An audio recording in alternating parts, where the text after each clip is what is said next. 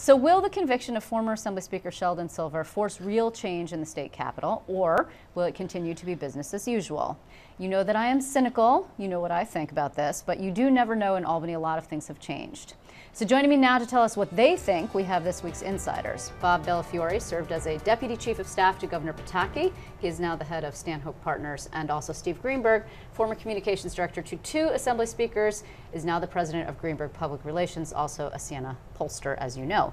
Thank you. Can I just throw in one caveat? Yeah. Not the Assembly Speaker who just got convicted. I was going to say that, but he was a spokesman for the last Assembly Speaker who got convicted. No, and then it was overturned. Yes, it was. Miller. Well, that's true. Just to be fair. So, I mean, which is actually not necessarily the point I would have started with, but an interesting point to make, which is Steve this is not, history? No, this is not necessarily cast in stone. I mean, we already know that the Speaker, he's out. Right, the former Speaker, old habits really do die. Former Assemblyman. Former Assemblyman now is no longer a member of the legislature and probably never will be again. That's a pretty safe bet. That's a very safe bet. Mel Miller, was convicted and then it was overturned, and it took a number of years.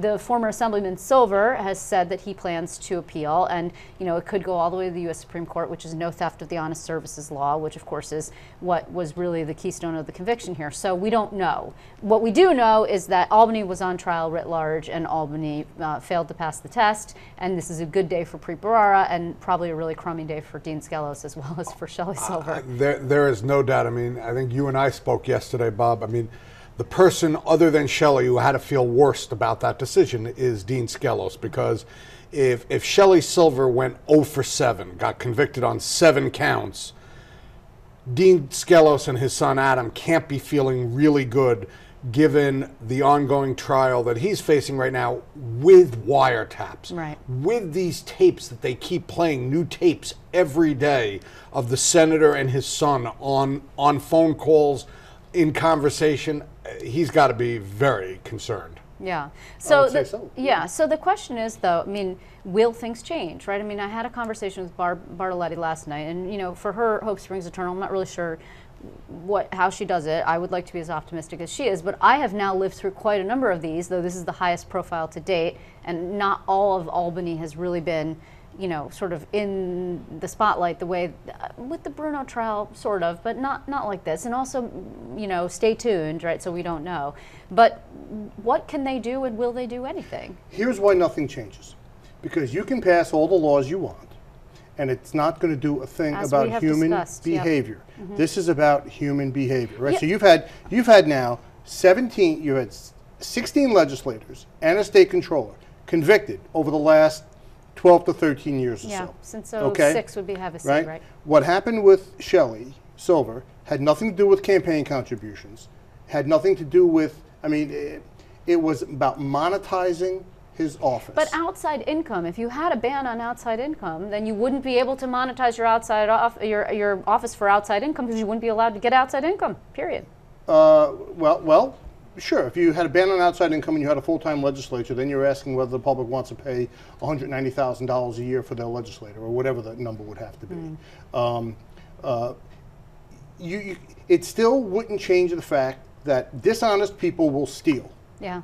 Right? And until you get people elected to office who are not going to look to monetize their office, aren't going to look to use their power to shake people down to try to get money and jobs for themselves or their friends or their kids, then nothing will change. This is about human behavior. I'm hard-pressed to disagree with you on that one, Bob. And I mean, look, we've seen lots of different crimes. I mean, Malcolm Smith got convicted because he was trying to buy the Republican nomination to run for mayor of New York City. No reform that we have suggested would have changed that, with the exception of getting rid of the Wilson Pakula. Right, and we've seen members who got convicted based on fraudulent travel expenses or per diem or things like that. Yeah. There's so many different things. But I think Bob's point about human behavior, so maybe I'm a little optimistic as well, maybe for a different reason than Barbara, but maybe I'm a little optimistic that 211 or 213 total legislator seats, maybe the other legislators are seeing what happened to Shelley Silver, are seeing what Dean Skelos is going through right now. Maybe they don't need new laws. Maybe finally the fact that the two former leaders are going down, one has already gone down, is going to change behavior. Maybe legislators have finally looked at this and said, you know, we can't do this anymore, not collectively. You are exactly right. And here's some of the behavior that sort of has to change. The speakership, Speaker of the State Assembly, is enormously powerful, right? I would doubt, and Steve would know better, that you can't get an electric pencil sharpener unless the Speaker's office says yes, if you're a member. Well, hold on. Carl Hastie said he was going to decentralize things, and they are considering changing some of okay. But Shelley Silver was the guy who, with the wave of his hand, could make hundreds of thousands or millions of dollars go to people without any questions asked by the Department of Health. That came out in testimony. Without questions asked by his staff. That came out in testimony. The Department of Budget. Without the members even knowing, right?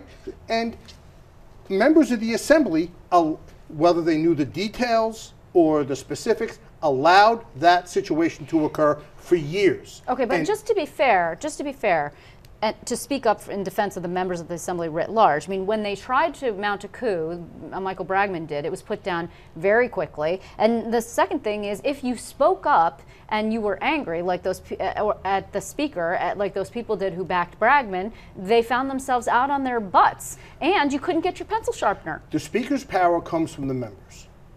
If the Speaker can only retain his power if the members allow him to. There are questions they don't want to know the answers to, so they don't ask. They allow the situation to occur because, you know what, their boats keep sailing down the lazy river in a comfortable way. Well, just to be fair, I mean, in this trial, it also, probably one of the most difficult moments for the prosecution was the cross-examination of Amy Paulin, the Assemblywoman, you know, from down in the Westchester area. You know, and it was revealed that, well, she had quite a few conflicts of interest, or her husband did, and she hadn't disclosed them, and that had been problematic. So when you say there but for the grace of God, I'm not saying she's doing anything wrong or monetizing anything, but when you say maybe they don't know what's going on because they turn a blind eye to it because they don't want to know, but they don't want to disclose themselves. But look, I'll go back to where you started with Bob a while ago. Would I personally like to see a full-time legislature? Would I like to see a congressional-style New York State legislature where outside income is all but essentially banned, like it is in Congress? Not totally banned, but yes. all but essentially. Yeah. I mean, you can earn money from a book, but you can't, you know, hold another job and get paid for that. I would love to see that. I don't think, to Bob's point, I don't think the public at large is ready to see that yet. It would take a constitutional amendment. It would take passing the legislature twice, going to the voters. So in the absence of that, what we really have to hope is that members get smarter and they get more ethical because they've seen what's happened. Okay, can I go ahead? We're going to run out of time, but I do want to ask a question before you take over the show. Go ahead, Bob. What does it say that we need to double people's salary and make them full-time to keep them from stealing? He didn't say double people's salary. No, but if you're going to make them full-time, you have to go I along don't believe with it's to keep them from stealing, because I think the vast majority of them right now do not steal. Right. I think it's the right way to go. I don't think we ought to have legislators where there is an appearance of a conflict of interest. Can we, before we run out of time, just discuss briefly the governor's role in all of this, if in fact he has one? I mean, we don't know if stay tuned means that Preet is still looking at the demise of the Moreland Commission. Maybe he is. He's definitely looking at the Buffalo Billion and how contracts were awarded. Sure. That's where the campaign finance element comes in. Absolutely. So, you know, you follow the money. It's not really rocket science. We all know. But, you know, the governor says, well, there's no appetite in the legislature. He said it today, as he said it quite a number of times. You know, they're not interested. Well, they weren't interested in passing gay marriage either. It's a little unfair to keep coming back to that as a trope. I mean, you know, he did twist arms legislatively. He did push for that policy. It was a big victory. But he can't do it over and over and over again. Right? Or can he? Right. He can't keep pushing the legislature to, he can't keep advocating for a position he knows to be the right one? Well, he's advocating, if advocating means that he's talking and saying that he believes in it, the question is how much muscle is he putting behind the governor that? Can't have it both ways. The governor can't say the legislature has no appetite, therefore they won't do it, and at the same time say, I have this big important thing and I'm going to push it through like the SAFE Act, right? Or continue to benefit from the LLC loophole, which he is the largest beneficiary of in the state. So the governor really can't have it both ways. But every governor has tried to have it both ways. I mean, either you blame the legislature or you're successful in pushing the legislature. All right, well, to be continued. We're hardly done with this one, and of course, we're awaiting yet another verdict. Thank you very much, gentlemen, for being with me. I do appreciate it.